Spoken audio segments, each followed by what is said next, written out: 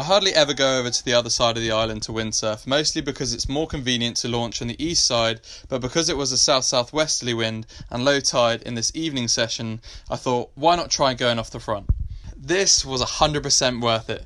I found the wind to be much cleaner over here, which just means you get more consistent breeze.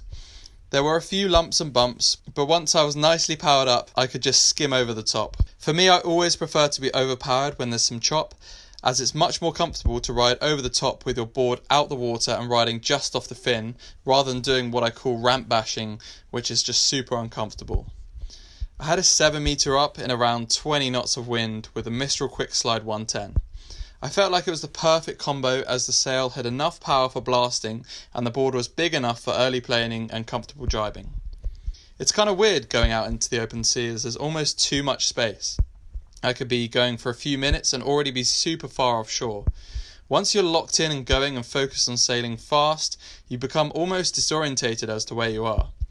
If you're doing this, it's always good to give yourself some sort of reference point on the beach to register where you're trying to get to when you turn back around.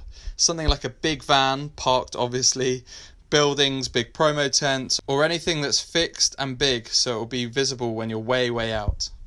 With this kit and this wind, I'll really try to lock in and drive all my weight onto the back foot, which gets the nose and most of the board out of the water.